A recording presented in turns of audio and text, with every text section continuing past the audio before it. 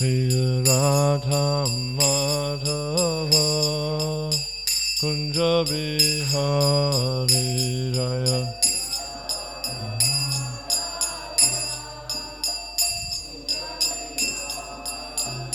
Jaya Radha Madhava Kunja Bihari Jaya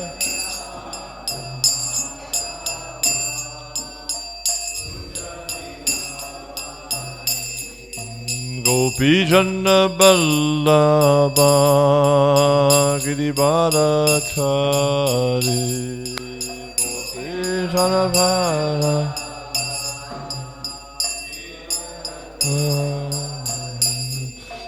Gopi Jana Ballabha Giribharatari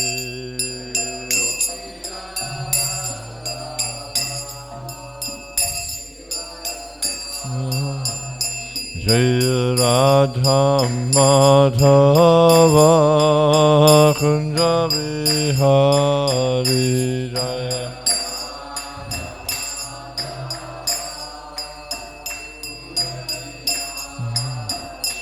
Jaya Radha Madhava Kunja Bihari Jaya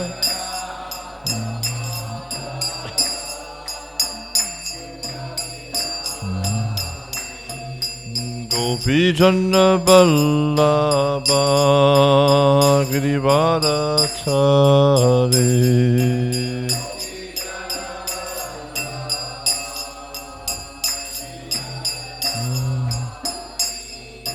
Gopi Jana Ballabha Giribharatari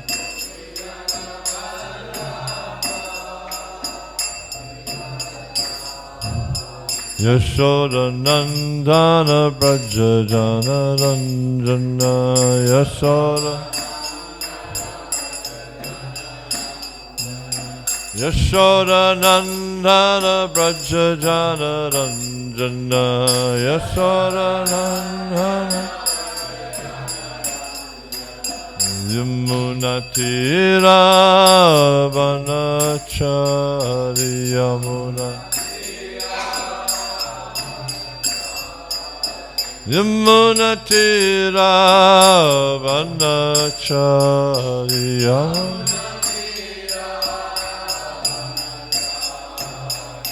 Jaya Radha Madhava Kunja Bihari Jaya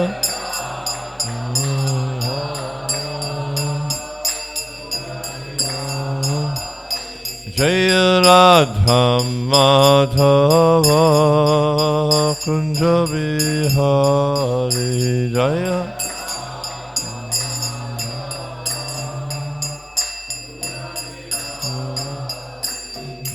Gopi Jana Ballabha Giribharatari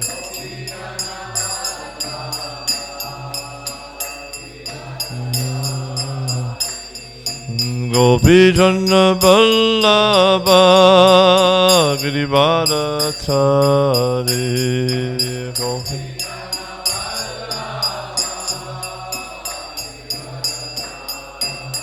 Yashoda Nandana Braja Jana Ranjana Yashoda Nandana Yashoda Nandana Braja Jana Ranjana Yashoda Nandana Yamuna Tira Vanachari Yamuna Yamuna Tira Vanachari Yamuna Tira Jaya Radha Madhava Kunja Bihari Jaya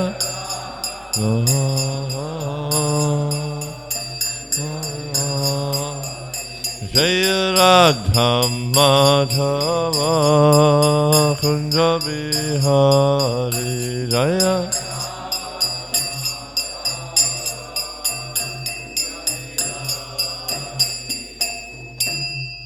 Jai Nitya Vishnu Vishnu Pad Parivrajakacharya Asto Tarasata Shri Shrimati Divine Grace of Pai Charana Arvinda Bhaktivinoda Swami Prabhupada ISKCON DVD Founder Acharya Savor the whole world Srila Prabhupada Jai Nitya Vishnu Vishnu Pad Paramahansa Parivrajakacharya Asto Tarasata Shri Shrimati Divine Grace Srila Bhakti Siddhanta Saraswati Thakur Maharaj Ananta Koti Vaishnava Nama Charja Shri Haridas Thakur Shri Krishna Chaitanya Prabhu Nityananda Shri Advaita Gadadhara Shri Sadhguru Bhaktivinoda Ki Shri Shri Radha Krishna Govardhana Shamakund Radha Kundakiri Govardhana Ki Braj Bhumi Shivindama Dama Ki Navadvip Mayapur Dama Ki Purushtam Chatra Jagadapur Dama Ki Gangamai Ki Jamuna Ki Bhakti Devi Ki Tulasi Maharani Ki Samaveta Bhaktivinoda Ki Jai Nitai Gopal all glories, yes, all glories, all glories, all glories, all glories, let it be the Sri Guru and Sri Guranga, all glories to the Prabhupada.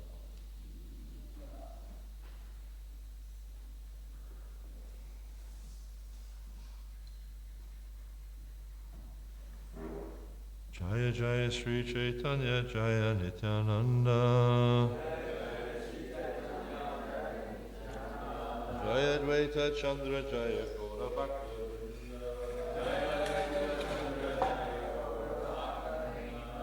Jaya Jaya Sri Chaitanya Jaya Nityananda Jaya Advaita Chandra Jaya Gaura Bhakta Vrinda Jaya Jaya Sri Chaitanya Jaya Nityananda Jaya Dvaita Chandra Jaya Gaura Bhakta Vrinda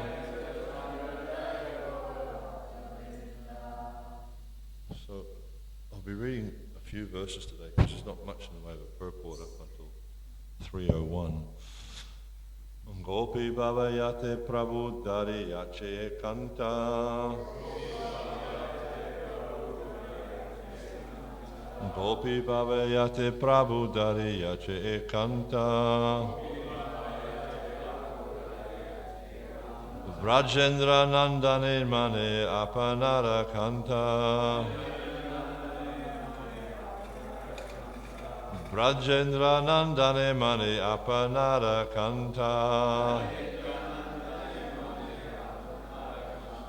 Gopi Baba Yate Prabhu Dari Yache Kanta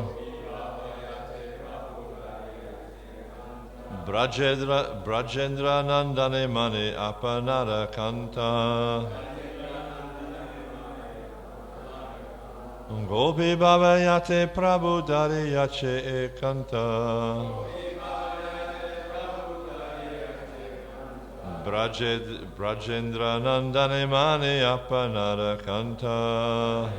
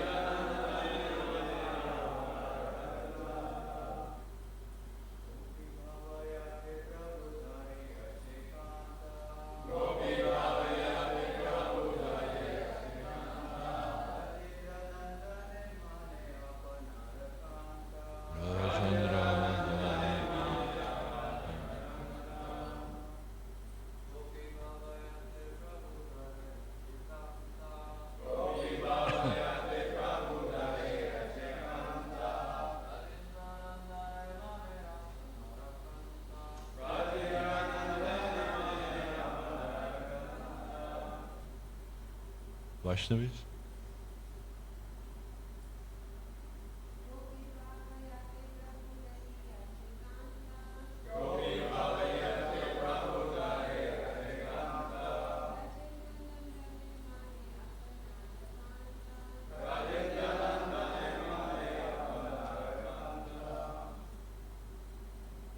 Gopi Baba, the mood of the gopis. Yate, in which Prabhu, the Lord, Dhariyache, accepted, Ekanta, positively, Vrajendranandane, Lord Krishna, Mane, they accept, Apanara, own, Kanta, lover.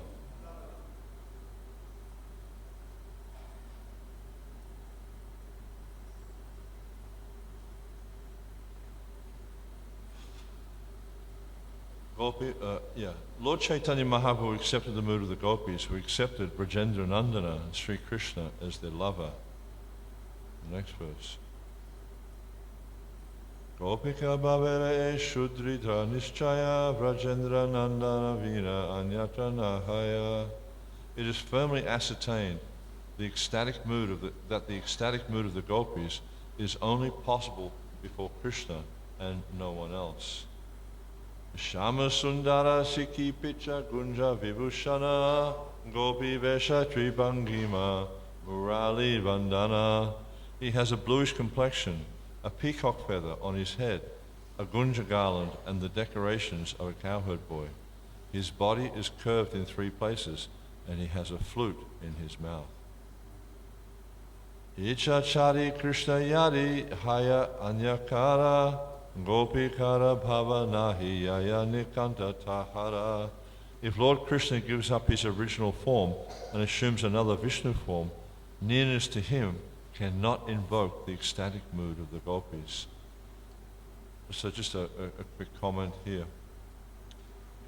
We see in verse 278 how Krishna's Kaviraj is explaining that the mood of the gopis only actually manifests when they're in the presence of Krishna. When they're in the presence of any other personality, this loving mood, this complete surrender doesn't manifest in the same way.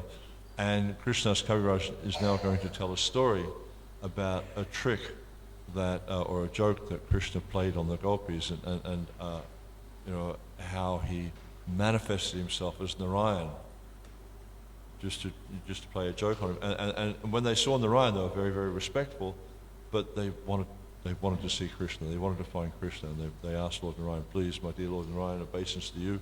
Please, where's Krishna?" So they weren't interested. And this is, and there's a few verses here. It goes up to about verse 293, I think, just showing the superlative love the gopis, or the relationship, the affection that the gopis have for Krishna, and how this affection is incomparable. There is no relationship in this world, or in the spiritual world, in the material world or the spiritual world, that comes close to this relationship. And this relationship is often misunderstood to be simply some mundane loving exchanges between young boys and young girls. It is nothing like that. It's not even close to that. But the problem is because we have our mundane experience, and we try to understand everything in this world through our mundane experience. Prabhupada sometimes would talk about Dr. Frog. And Dr. Frog lived in a well. And the well's like about 1 meter across. And his friend went to see the Atlantic Ocean. And his friend is trying to explain to him the vastness of the Atlantic Ocean. And so Dr. Frog is trying to understand that in terms of his well. And he's trying to say, is it as big as the well? And his friend's saying, no, many, many times bigger. And he's saying, is it twice as big? No, so much bigger, you can't understand. And so he's giving all these dimensions in comparison to his well, because that's his experience in this world. And so we all tend to do that. We try to understand those things we can't understand in terms of what we can understand or what we can experience. And this is just the nature of everyone in this material world. And so we do tend to impose our conditioning on the spiritual nature. Even we see with Krishna himself, people try to understand Krishna in terms of what they experience in this material world. And when they see Krishna performing pastimes as a cowherd boy, they think that he's just an ordinary person. They think, oh, he's just a cowherd boy, look what he's doing. You know, they expect, because like the common, at least if you look at the Christian conception of God, old man, big throne, you know, is quite kind of, you know, almost infirm because he's so old. They can't conceive of Krishna being the Navayovana, eternally youthful. This just doesn't register. They, you know, and so their conditioning tends to dominate their perception. And the process of Krishna consciousness, or the philosophy of Krishna consciousness, is aimed at trying, or one of the purposes is it's aimed at trying to help us to understand the inconceivable nature of God, and how we cannot conceive or understand God and his associates through our mundane senses. Not possible. It's just simply not possible. Because a simple analogy is our senses are very, very finite. They have a very finite capacity to comprehend. And how can the finite comprehend the infinite? Not possible. It's just not possible. So, and oftentimes we hear this this term of achintya. Achintya means inconceivable. And God is inconceivable to the mundane senses, the mundane concepts. Yet, you know, still we try to understand God through our mundane perception. And we often come to, or we generally would come to misguided conclusions. The only way we can really understand God is through the statements of the scriptures and through the teachings of the greatly advanced devotees. And we see Krishna, he explains this in the Gita. He says, what's that verse? Tadvidi pranipatena pariprasnena sevya upadekshati ganas gyananas tatpadash. He says, try to understand the truths by approaching a self-realized soul. Self-realized soul, he can impart knowledge to you because he's seeing the truth. We can only understand something that is, it's just like, you know, if you try to understand a computer, if you don't know anything about computers, you try to understand how a computer functions. You can't, because it's just inconceivable. I mean, you get like, they have these little chips in there, you can fit them on the top of a pin, and there's millions of transistors in one of those chips. How's that I mean, my concept of a transistor is little black things about this big with 3 wires coming out. You know, because that's the experience I had when I was growing up. So the idea of a microprocessor which has millions upon millions of resistors inside of it is just inconceivable for me. So we need someone who has greater knowledge to explain this to us. And it's exactly the same in the spiritual path. But the interesting thing is, in the spiritual path, is generally people try to understand through the past experience, through their own speculations. They don't try to understand in the proper way. It's just like if we try to understand anything that's termed as a science in this material world, we go to a scientist. We ask a biologist or a chemist or whatever they may be, or whatever their discipline is. We ask them for guidance, how to understand this.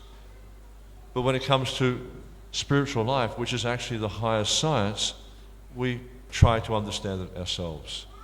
We try to understand it through what our parents told us, through, you know, what we read in the papers, because we think that spirituality is just open to interpretation. But the reality is that spirituality or you know, God consciousness is the highest science. Therefore, we need to find a great scientist who can, you know, someone who's actually very, very, there's gyananas tattvadarsana. They understand the reality. They understand the truth of spiritual science. And it's the same, it's exactly the same. We see, this is being described here by Nrsimha Kavaca, the relationship between Krishna and you know, the residents of Vrindavan, but in particular the gopis, is just inconceivable. They're completely sold out to Krishna. They give up their life for his pleasure. We just have no concept of, in reality, no concept of this loving exchange. The gopis are willing to sacrifice everything they have, their good name, their fame, their fortune. They'll sacrifice everything just to please Krishna.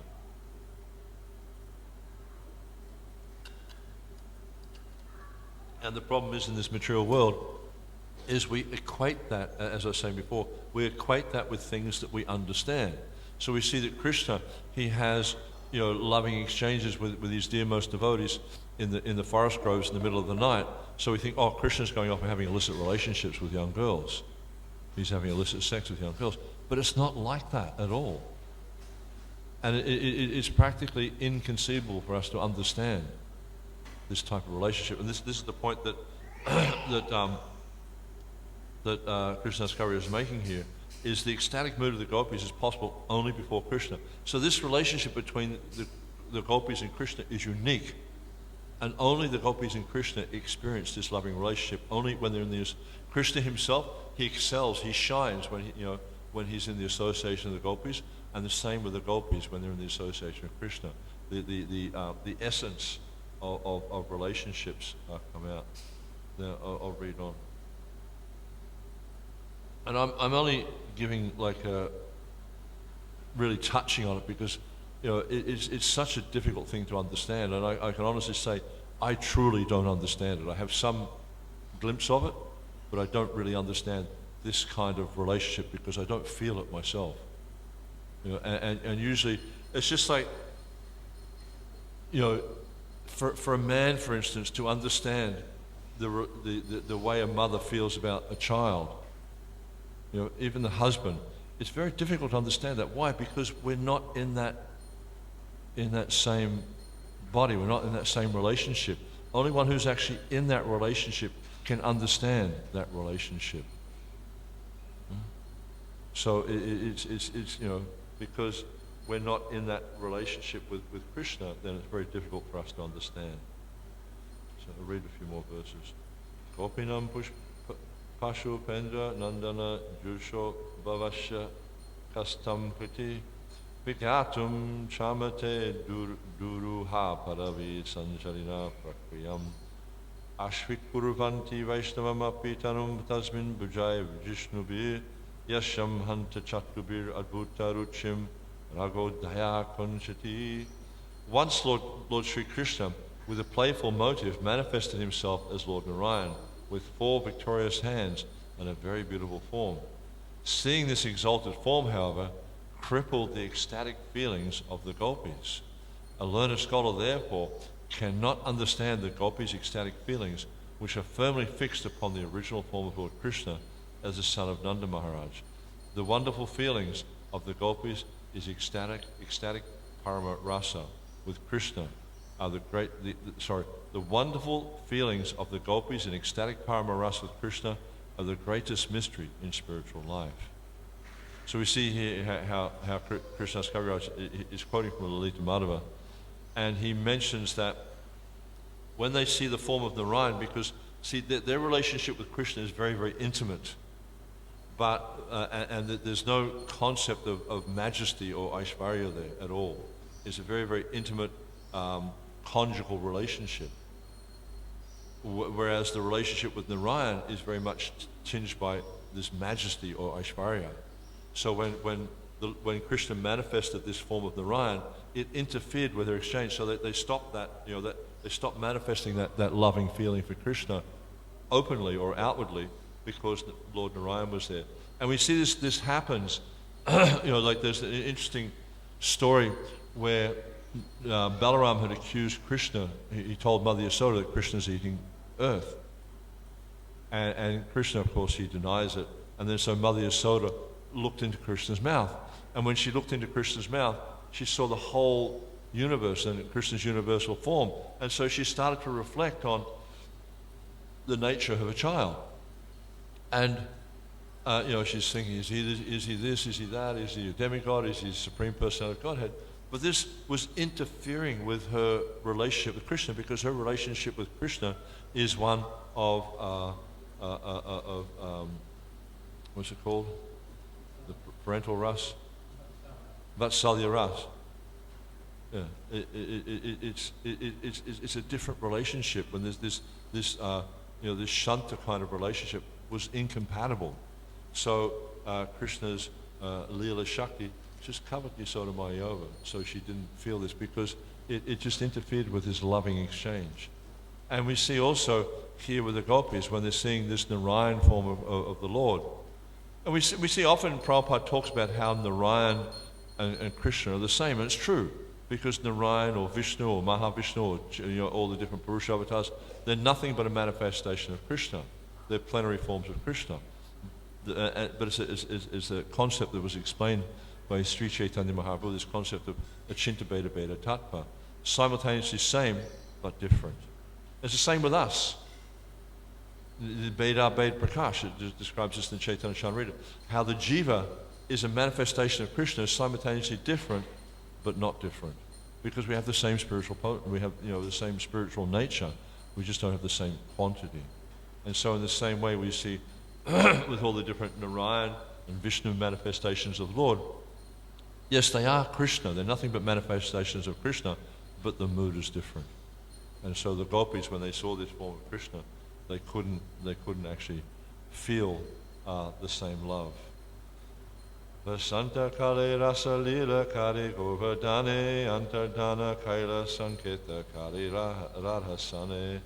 During this season of springtime when the rasa dance was going on, suddenly Krishna disappeared from the scene, indicating that he wanted to be alone with Srimati Radharani.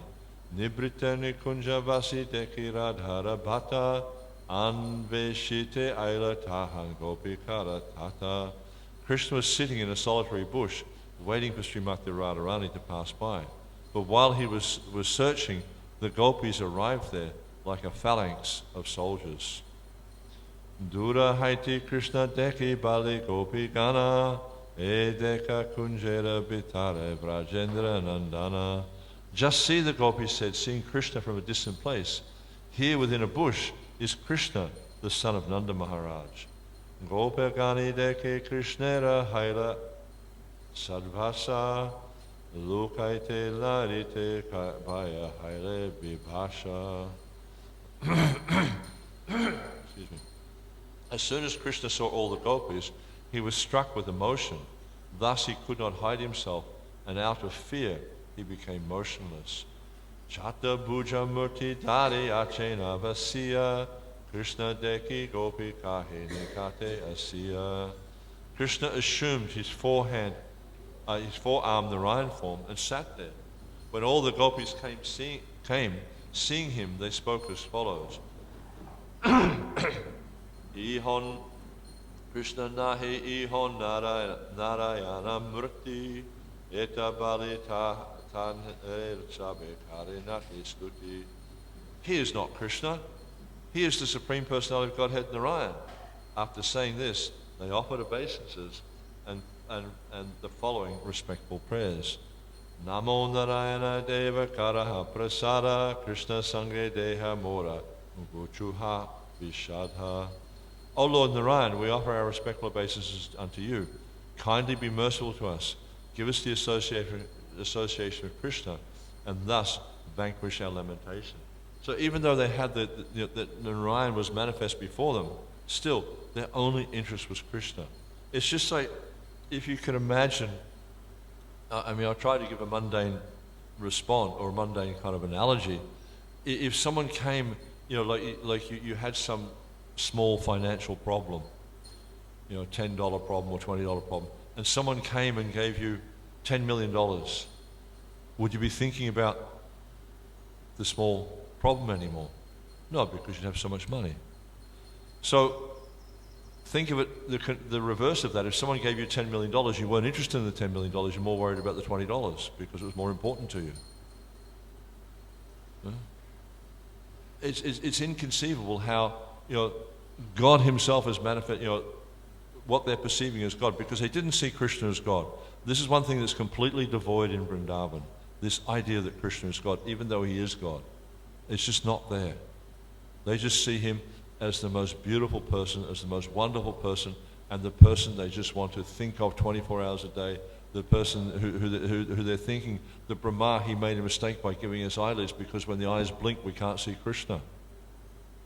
Any moment of separation from Krishna causes them great anxiety, causes them great, as we see here, it's saying lamentation because they can't see Krishna and they're feeling great lamentation. The mood of the gopis, the love of the gopis for Krishna is inconceivable for someone in a material body, for someone who has material desires. As long as we have material desires, we'll never understand Vrindavan. It's just not possible. Yet still we try. And we see that this is, yesterday the verse was speaking about the Gauranga Nagaris, who are one of the upper sampradayas. There's 13 upper sampradayas have been identified by Bhaktisiddhanta Saraswati Thakur. There's Owls and Bowls and Kartabhaja and Saina and Gauranga Nagaris. And there's one particular, well, there's a few particular branches, but one particular branch called Sakhi Bekis. They have this kind of perverted, and it really is a perverted notion, that if they dress themselves up as Sakhis and engage in licentious behavior, they can actually understand the relationship of the gopis with Krishna. Just through some external, it's just like, dressing yourself up as a doctor and wearing a stethoscope around your neck. It doesn't make you a doctor. Doctors have to go through many, many years of tapasya to understand or to actually, know how to be a doctor. It's the same with anything in this material world. You have to go through so much, especially in your higher sciences and things like that. You have to go through so much tapasya, so much training to learn what it means to be a doctor or how to function as a doctor. So just simply to dress yourself up as for men to be wearing saris, it's kind of funny. You see them in Mayapur sometimes wearing saris and they've got beards and things like that. And they're really, niggardly looking people. And engaging in licentious behavior with young women, they think they can understand the relationship between Krishna and his most intimate devotees. And so this is the tendency in the material world, because of our conditioned nature, because of the coverings we have from our association with material nature, we impose these ridiculous mundane ideas on the relationship of Krishna with his most intimate devotees. And this is actually spiritual suicide. It really is so damaging to our spiritual relationship to engage in this type of activity.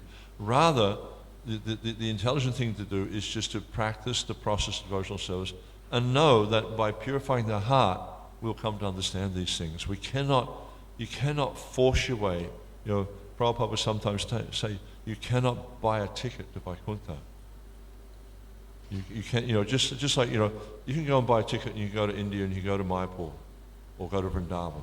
But just because you're in that physical proximity doesn't mean you're there, because you don't understand the nature of Vrindavan. You don't understand the relationship the residents of Vrindavan have with Krishna and the relationship that Krishna has with the residents of Vrindavan. It's something not of this material world. It's something completely different from any experience we've ever had. So, it's quite common that people will do that because of their condition. And it's kind of natural that the living entity wants to have a relationship with God, because this is the nature of the living entity. The relationship of the living entity is to serve God. This is the natural disposition. So we have this impetus to want to serve God, but it has to be done in a proper way. It has to be done by following the regulated process of devotional service, purifying the heart, and when the heart comes to the point of being pure, then we can actually understand what the relationship with God is about. There's a brief purport, and I will read a bit more. Excuse me. The gopis were not made happy even by seeing the four-armed form of Narayan. So even they're seeing God, they're not happy with that. Yet they offered their respects to the Supreme Personality of Godhead and begged from him the benediction of achieving the association of Krishna. For them, this was the real thing, is to be with Krishna. This is the essence of happiness in this material world, is simply to serve Krishna, or in the spiritual world. Such is the ecstatic feeling of the gopis. Eta bali namaskari gela gopikana, Hena Kali Radha Asidila Adarashana. After saying this and offering obeisances, all the gopis dispersed. God himself is standing there. Yeah? And they're seeing this as God. They're perceiving this as God. And still they went looking for Krishna. So unimportant to them, this whole Aishwarya thing, so unimportant. They just wanted to find Krishna. Then Srimati Radharani came and appeared before Lord Krishna. This is where it gets interesting. Radha Deki Krishna Tandri Hasha Karite Se Chatu Bhuja Murti Chahena Rakite. When Lord Krishna saw Radharani, he wanted to maintain his four-arm form, to joke with her. And this is the nature of the relationship between Krishna and his, Krishna's a very playful person. And so he was joking with the gopis. Lukaile Dui Bhuja Radhara Agrete Bahu Yate Yatna Kaila Krishna Nalira Rakite. In front of Srimati Radharani, Sri Krishna tried to hide the two extra arms. He tried his best to keep four arms before her, but he was completely unable to do so. Radhara Vishuddha Bhavera Achintra Prabhava Ye Krishnera Karaila Dvibhuja Swabhava. The influence of Radharani's pure ecstasy is so inconceivable that it forced Krishna to come to his original two-arm form. Such is the relationship that the residents of Vrindavan have with Krishna. They actually control him by their love. They're not controlling him by trying to dominate him. They control him by love. He's completely controlled by that love. And if we want to enter into a relationship with Krishna, if we want to have a tangible relationship with Krishna, it has to be imbued by love. It's not just by following rules and regulations, by studying scriptures, etc., that this relationship comes. It's by love. It's by self-sacrifice. It's by surrender to Krishna that this relationship develops. Rasaramba Viddao Miniliya Vasta Kunje Mrigakshi Ganai Drishtam Gopayatam Swam Udara Diya Yashustu Sandarishta Radhaya Pranayasya Hanta Mahima Yasya Shriya Rakshitum Sasakya Prabha Vishnunapi Harina Naschishchatu Bahuta. Prior to the rasa dance, Lord Krishna hid himself in a grove to have fun. When the gopis came, their eyes resembling those of deers, his sharp intelligence, he exhibited his beautiful four-arm form to hide himself. But when Srimati Radharani came there, Krishna could not maintain his four arms in her presence. This is the wonderful glory of her love. This is a quotation from Ujjvala Nilamani by Srila Rupa Goswami. Se Brajeshwara ihan Jagannatha Pita, Se Brajeshwari ihan Sachi Deva Mata. Father Nanda, the king of Brajbhumi, is now Jagannath Mishra, the father of Chaitanya Mahaprabhu, and Mother Yasoda, the queen of Vrindavan, the queen of Brajbhumi, is now Sachi Devi, Lord Chaitanya's mother. Se Nanda Sutta ihan Chaitanya Goshai, Se Bhala Deva ihan Nityananda Bhai. The former son of Nanda Maharaj is now Chaitanya Mahaprabhu, and the former Baladev, Krishna's brother, is now Nityananda Prabhu, the brother of Lord Chaitanya. Vatsalya Dasha Sakya Tina Bhava Maya Se Nityananda Krishna Chaitanya Sahaya. Sri Nityananda Prabhu always feels the ecstatic emotion of paternity, servitude, and friendship. He always assists Sri Chaitanya Mahaprabhu in that way. Prema Bhakti Diya Tenho Bashaila Jakate Tandra Charitra Loke Pare Bhujite. Sri Nityananda Prabhu overflooded the entire world by distributing transcendental loving service. No one can understand his character and activities. Nityananda Prabhu is just an extraordinary personality.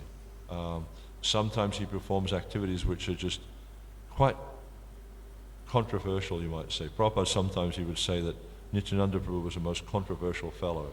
I mean, some of the things he did were quite... he'd jump in the Ganga and he'd wrestle with crocodiles, and he took sannyas and then he got married, and he did everything. He was what they call an avadut, often doing things backwards from the normal morality. Advaita Acharya Goshai Bhakta Avatara Krishna Avatariya Kaila Bhaktira Prachara Sri Advaita Acharya Prabhu appeared as an incarnation of a devotee. He is in the category of Krishna, but he descended to this earth to propagate devotional service. And of course, we know that before Chaitanya Mahaprabhu's appearance, Advaita Acharya was seeing the disturbed condition of the material world, and he was praying for the Lord to descend, because he's saying, actually, my Lord, only you can turn back the tide of Kali Yuga. So he was worshipping Tulsi in the shalagram, and he was calling out for the descent of Lord Chaitanya. And we see that Lord Chaitanya appeared to propagate the Yuga Dharma. So just a few more verses. Sakya dasha dui baba sahaja tanhara kabu prabhu karena tanre guru vyavahara. His natural emotions were always on the platform of fraternity and servitude, but the Lord sometimes treated him as his spiritual master. Srivasadi yata mahaprabhura bhakta gana nija nija bhave karena chaitanya sevana. All the devotees of Sri Chaitanya Mahaprabhu, headed by Srivas Thakur, have their own emotional humours in which they render service unto him. Pandita Goshaniyadi Yandra Ye Rasa Se Se Rase Prabhu Hanga Chandra Vasha. Personal associates like Gadadhar, Swarup Damodar, Ramananda Roy, and the six Goswamis headed by Rupa Goswami are situated in their respective transcendental humours. Thus the Lord submits to various transcendently mellow positions. So we see how the Lord Chaitanya, with the different personalities, he relates in a different way based on the emotion or the relationship they have with Lord Chaitanya. And there's a purport here. Chaitanya Mahaprabhu appeared as a devotee. He is none other than the son of Nanda Maharaj. Similarly, although Nityananda Prabhu appeared as Lord Chaitanya's assistant, he is none other than Baladev, the carrier of the plough. Advaita Acharya is an incarnation of Sadashiva from the spiritual world. All the devotees headed by Srivas Thakur are his marginal energy, whereas the devotees headed by Gadadhar Pandit are manifestations of his internal potency. So we see there's three natures or three manifestations. We have Chaitanya Mahaprabhu, Nityananda Prabhu, and Advaita Acharya. These are all Vishnu Tattva. They're manifestations, direct manifestation of the Lord. Whereas we see that Gadadhar is Shakti Tattva. It's understood that Gadadhar is a manifestation of Radharani. But all his followers also take on this mood, are actually manifestations of Shakti Tattva. And then Srivas Thakur, who's a marginal potency, Jiva, is actually Narad Muni. All his followers are also in this mood. And it's described how in the seventh chapter of the Adi Leela, it actually describes the Lord in 5 features. It goes into quite a lot of explanation about the nature of the members of the Panchatattva, and it explains how Chaitanya, Nityananda, and Advaita, they are the worshipped, and Gadadhar is the worshipper. And we see this in the relationship between, especially Lord Chaitanya and Gadadhar, how Gadadhar was worshipping Sri Chaitanya Mahaprabhu. And the rest of the purport. Sri Chaitanya Mahaprabhu, Advaita Prabhu, and Nityananda Prabhu all belong to the Vishnu Tattva category.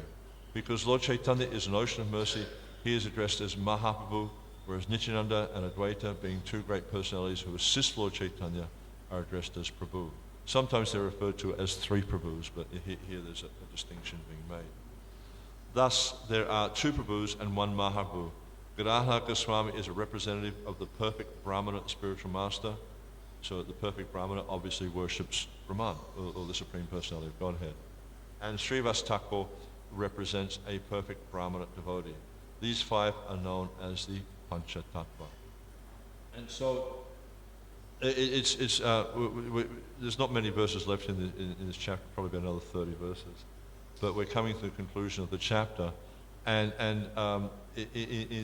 this section here is really focusing on the relationship between Krishna and his most beloved devotees, and how the Panchatattva have descended to propagate that loving relationship, because this is understood to be the highest or the highest relationship that one can possibly have with the Lord, is this Madhurya Ras. And this is primarily what Chaitanya Mahaprabhu has come to propagate. of course, he's also teaching about the other rasas, but he especially we see in conversations with personalities like Ramananda Roy, he's explaining how this is the highest relationship that one can actually experience, because this is Krishna in his most complete form, is this form of the cowherd boy in Vrindavan having this loving relationship with his intimate devotees. And this is what we see that Lord Chaitanya, he's come to teach this as the highest exchange that one can possibly have with the Supreme Personality of Godhead. But that exchange must be devoid of material inebrities. If there's any material contamination there, we will not actually experience that relationship. And as long as we have these material contaminations, it's somewhat theoretical. It's only when we become freed from these things. It's just like, I was thinking about this the other day. Like, you see some people are very expert at languages, and it's only when they start, like when you're trying to speak a language and when you kind of like, oh, this word means this and this word means that, and you're still not really speaking the language. But when you'll see people when they learn languages very well, they think in that language. They don't think, translate English into Bengali anymore. No, they think in Bengali. Like sometimes you'll see, I know a number of people who come from Hindu backgrounds, or they speak Hindi, and the way they flow between English and Hindi is quite amazing. Like sometimes they're speaking Hindi, sometimes they're speaking English, and it just flows. They don't have to think about it. So, and then that means that they've actually conquered the language, so to speak. They're able to speak the language. But when you're at this point of having to translate each word, and you really have to think about what you're saying. I mean, like I know bits and pieces of many languages, but I have to think about, like when I'm in West Bengal, I have to think about what I'm saying to make sure I'm using, because sometimes you can say things which are kind of embarrassing if you're not careful. And so you have to think about it. And so the same here is like to understand this relationship, you really have to study, really have to think about it, but I don't really get it.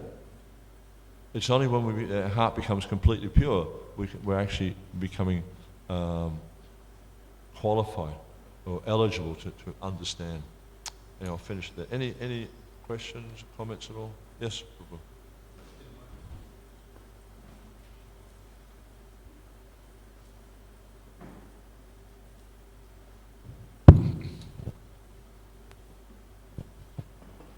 Thank you, Prabhu.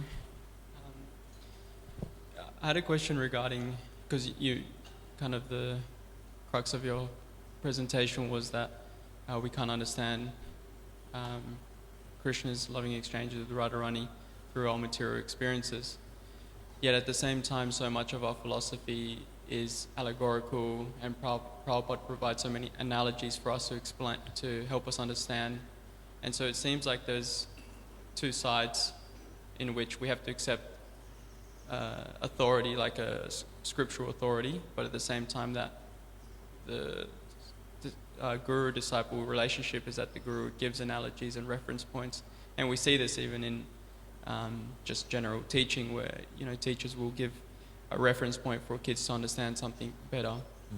And so how do we understand that kind of dynamic? It seems like it's like kind of like a polarity.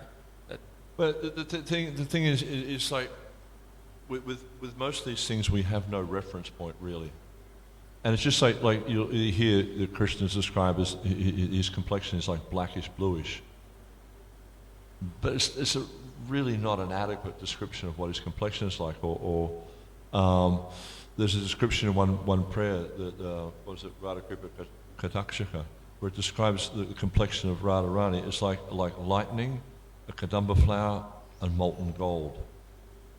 Now, it's nothing like that, but that gives you an idea of what it's like. So these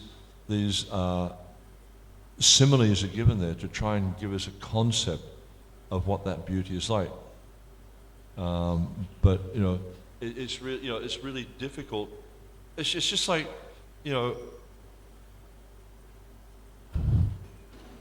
Have you ever been to New York? Yes.